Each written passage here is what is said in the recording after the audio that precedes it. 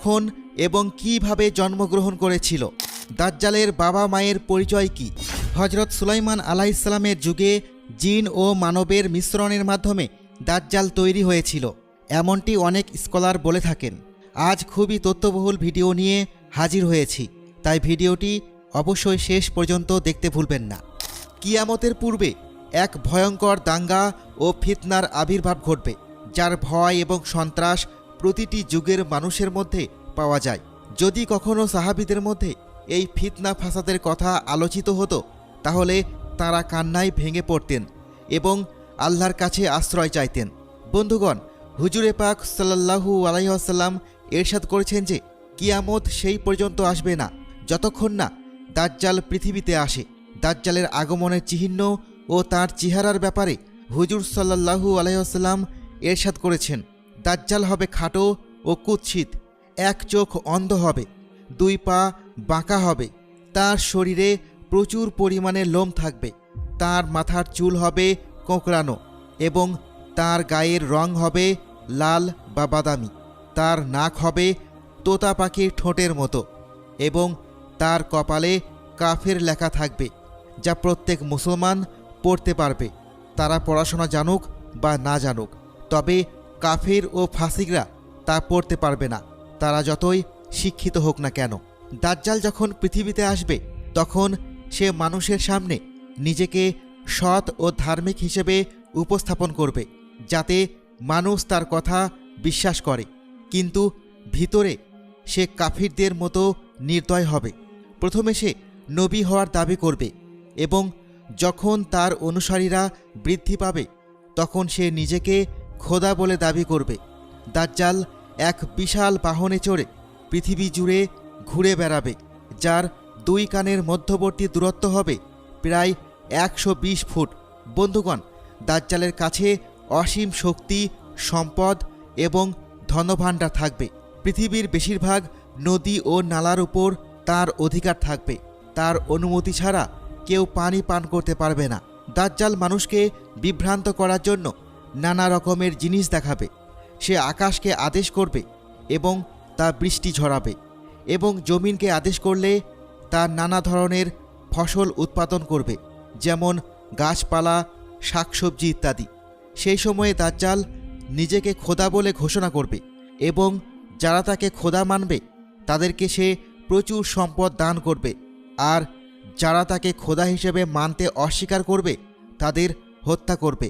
দাজ্জাল বিদ্যুতের গতির চেয়েও দ্রুত পৃথিবী ঘুরে বেড়াবে এবং পৃথিবীর প্রতিটি কোণায় যাবে। সেই সময়ে সমস্ত কাফির ও ইসরায়েলরা তার অনুসরণ করবে, কিন্তু প্রকৃত মুসলমানরা তাকে চিনতে পারবে এবং তাকে খোদা হিসেবে মানতে অস্বীকার করবে। দাজ্জাল যখন পৃথিবীর সমস্ত স্থানে দাঙ্গা ফাসাদ ঘটিয়ে মক্কা ও মদিনার দিকে যাবে, তখন তাকে মক্কায় প্রবেশ করতে বাধা দেওয়া হবে। মদিনায় প্রবেশের চেষ্টাও ব্যর্থ হবে। তখন সে মক্কা ও মদিনার বাইরে দাঁড়িয়ে ভয়ঙ্কর চিৎকার করবে। মক্কা ও মদিনায় যে সকল অবিশ্বাসী থাকবে, তারা তার আওয়াজ শুনে বের হয়ে দাজ্জালের অনুসারী হয়ে যাবে। দাজ্জাল 40 দিন পর্যন্ত এই পৃথিবীতে থাকবে। এরপর ইমাম মাহাদি আলাইহিসসালাম ও হজরত ঈসা আলাইহিসসালাম তার সঙ্গে যুদ্ধ করবেন। দাজ্জালের বাহিনী মুসলমানদের তুলনায় বেশি শক্তিশালী হবে এবং সেই সময়ে মুসলমানদের সঙ্গে দাজ্জালের বাহিনীর মধ্যে একটি বিশাল যুদ্ধ হবে। এই যুদ্ধে দাজ্জাল পরাজিত হবে এবং তার বাহিনীকে বিশাল পরাজয়ের সম্মুখীন হতে হবে। দাজ্জাল ঈসা আলাইহিসসালামকে ভয় পেয়ে প্যালেস্তাইনের দিকে পালাবে এবং ঈসা আলাইহিসসালাম তাকে বাবেলুদ নামক স্থানে ধাওয়া করে আল্লাহর নির্দেশে তাকে হত্যা করবেন। এখন আসুন আমরা দাজ্জালের বাবা মা এবং তার জন্ম সম্পর্কে জানি। দাজ্জালের জন্ম সম্পর্কে বিভিন্ন বর্ণনা পাওয়া যায়, যেমন রাসূলুল্লাহ সাল্লাল্লাহু আলাইহি ওয়াসাল্লামের যুগে যখন মুসলমানরা মক্কা থেকে মদিনায় হিজরত করছিলেন, সেই সময় মদিনায় এক ইহুদি নারী এক শিশুর জন্ম দেয়, যে জন্মগতভাবে এক চোখে কানা ছিল। এই শিশু ছিল অদ্ভুত প্রকৃতির এবং শৈশবে মদিনার অন্যান্য শিশুদের সঙ্গে খেলত। ধীরে ধীরে এই শিশু পরিচিত হতে শুরু করে এবং সে নিজেকে নবী হিসেবে দাবি করতে শুরু করে। তার মা যখন এই বিষয়ে জানতে পারেন, তখন তিনি রাসূলুল্লাহ সাল্লাল্লাহু আলাইহি ওয়াসাল্লামের কাছে যান এবং তাকে সব কিছু জানান। একদিন রাসূলুল্লাহ সাল্লাল্লাহু আলাইহি ওয়াসাল্লাম সাহাবীদের সঙ্গে ওই শিশুর বিষয়ে জানার জন্য তার বাড়ির দিকে রওনা হন। পথে তিনি দেখতে পান ওই শিশু আনসারি শিশুদের সঙ্গে খেলা করছে। ওই শিশুটির নাম ছিল ইবনে সায়াদ। তখন ইবনে সায়াদ ছিল কিশোর, কিন্তু এখনও পুরোপুরি যুবক হয়নি। রাসূলুল্লাহ সাল্লাল্লাহু আলাইহি ওয়াসাল্লাম তার দিকে এগিয়ে যান, কিন্তু ইবনে সায়াদ তা টের পায়নি। রাসূলুল্লাহ সাল্লাল্লাহু আলাইহি ওয়াসাল্লাম তাঁর পিঠে এক থাপ্পড় দিয়ে তাকে জিজ্ঞাসা করলেন, তুমি কি স্বীকার করো যে আমি আল্লাহর রাসূল? ইবনে সায়াদ রাসূলুল্লাহর দিকে তাকিয়ে বলল, আমি স্বীকার করি যে আপনি আল্লাহর রাসূল। এরপরে ইবনে সায়াদ বলল, আপনি কি স্বীকার করেন যে আমিও একজন আল্লাহর রাসূল? রাসূলুল্লাহ সাল্লাল্লাহু আলাইহি ওয়াসাল্লাম তাঁর কথায় জবাব না দিয়ে বলেন, আমি আল্লাহ এবং তার সব রাসূলদের উপর বিশ্বাস রাখি। এরপর রাসূলুল্লাহ সাল্লাল্লাহু আলাইহি ওয়াসাল্লাম ইবনে সায়াদকে জিজ্ঞাসা করেন, তুমি কি দেখছো? ইবনে সায়াদ জবাব দিল, আমি সমুদ্রের উপর একটি সিংহাসন দেখছি। তখন রাসূলুল্লাহ সাল্লাল্লাহু আলাইহি ওয়াসাল্লাম বলেন, এটি শয়তানের কারসাজি। ইবনে সায়াদ আরও জানায়, তার কাছে কিছু সত্য এবং কিছু মিথ্যা খবর আসে। এটা শুনে রাসূলুল্লাহ সাল্লাল্লাহু আলাইহি ওয়াসাল্লাম বললেন, তাহলে তোমার বিষয়টা অস্পষ্ট হয়ে গেছে। এরপর রাসূলুল্লাহ সাল্লাল্লাহু আলাইহি ওয়াসাল্লাম তাকে বলেন, আমি তোমার জন্য একটি লুকানো কথা রেখেছি। ইবনে সায়াদ বলেন, ওটা আদ-দুখান, মানে ধোঁয়া।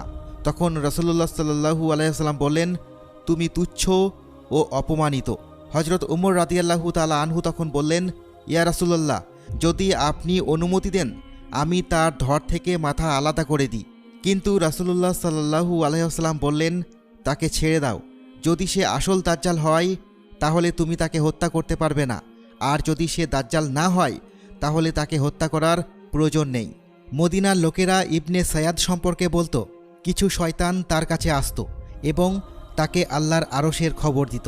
তবে রাসূলুল্লাহ সাল্লাল্লাহু আলাইহি ওয়াসাল্লাম ইবনে সায়াদ সম্পর্কে কোনো চূড়ান্ত সিদ্ধান্ত দেননি, কারণ আল্লাহর তরফ থেকে কোনো নির্দেশনা আসেনি যে ইবনে সায়াদই দাজ্জাল কিনা। কিছু সাহাবা তাকে দাজ্জাল মনে করতেন, আবার কিছু সাহাবা তাকে দাজ্জাল মনে করতেন না। ইবনে সায়াদ সম্পর্কে বিভিন্ন সাহাবাদের মধ্যে মতভেদ ছিল। কিছু সাহাবা তাকে দাজ্জাল বলে মনে করতেন, কারণ তার মধ্যে কিছু দাজ্জালের চিহ্ন ছিল।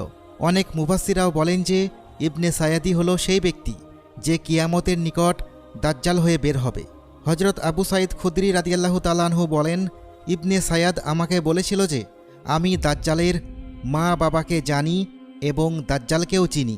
তখন হযরত আবু সাঈদ রাদিয়াল্লাহু তাআলা আনহু তাকে জিজ্ঞাসা করেন, তুমি কি এটা পছন্দ করো যে তুমি দাজ্জাল হও? তখন ইবনে সায়াদ বলল, যদি আমাকে দাজ্জাল বানানো হয় তাহলে আমি এই বিষয়টি পছন্দ করব, অর্থাৎ আমি দাজ্জাল হতে চাই। কিছু মুফাসসির বলেছেন যে ইবনে সায়াদ দাজ্জাল নয়, কারণ পরে সে ইসলাম গ্রহণ করেছে, বরং দাজ্জাল হযরত সুলাইমান আলাইহিস সালামের যুগে জিন ও মানবের মিশ্রণের মাধ্যমে তৈরি হয়েছিল। তার মা বাবাকে হত্যা করা হয় এবং দাজ্জালকে এক দ্বীপে বন্দি করা হয়। সেই দ্বীপেই সে আজও বন্দি রয়েছে এবং শয়তানরা তাকে সব খবর দেয়। হযরত ইমাম জারকা রহমতুল্লাহি আলাইহি বর্ণনা করেন যে দাজ্জাল হলো সেই ফাসাদ যা আল্লাহ তাআলা হযরত আদম আলাইহিস সালামকে জান্নাত থেকে বের করার সময় সৃষ্টি করেছিলেন। দাজ্জালকে জন্ম থেকে মা বাবাহীনভাবে তৈরি করা হয়েছিল। আমরা যদি সংক্ষেপে বলি তাহলে দাজ্জালের আগমন কিয়ামতের নিকটবর্তী সময়ে হবে এবং তার যে চিহ্নগুলি থাকবে সেগুলো আল্লাহ রাসূল সাল্লাল্লাহু আলাইহি ওয়াসাল্লাম তার হাদিসের মধ্যে সুস্পষ্টভাবে বর্ণনা করেছেন। আল্লাহ তাআলার কাছে আমরা দোয়া করি যে আমাদের প্রিয় হাবিব হযরত মুহাম্মদ সাল্লাল্লাহু আলাইহি ওয়াসাল্লামের বরকতে তিনি আমাদের দাজ্জালের ফাসাদ থেকে রক্ষা করুন এবং আমাদের ঈমানকে সুদৃঢ় করুন।